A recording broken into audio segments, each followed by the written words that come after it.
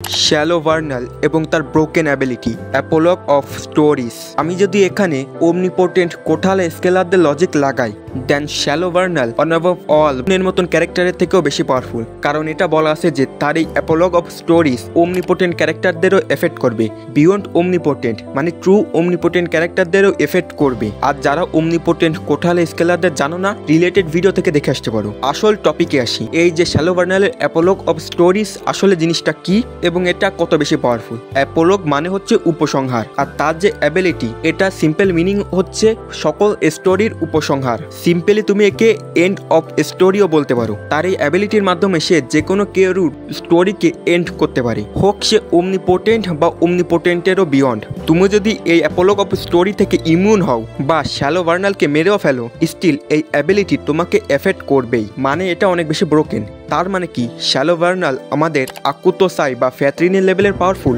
Well না, একটা ফ্যালেসি আছে যার নাম নো লিমিট ফ্যালেসি। তার এই অ্যাবিলিটি এই নো লিমিট ফ্যালেসির আন্ডারে পড়ে। শ্যালো ভার্নালকে যদি স্কেল করা হয় তো সে অ্যারাউন্ড আউটারভার্সাল প্লাস থেকে হাই আউটারভার্সালের মধ্যে আসবে। এর থেকে পাওয়ারফুল যে ক্যারেক্টারগুলো আছে, মানে হাই আউটারভার্সালের উপরে যে ক্যারেক্টারগুলো আছে, তাদের উপর এই অ্যাপোলগ অফ স্টোরি কাজ করবে না, লাইক আমাদের ব্যাটেলার। বাট হ্যাঁ, আউটারভার্সাল ক্যারেক্টারের মধ্যে শ্যালো ভার্নাল প্রায় ইনভিনসিবল। প্রায় বলতেছি কারণ অফকোর্স কারো কাছে যদি আরও বেটার অ্যাবিলিটি থাকে তাহলে সে জিতে যাবে।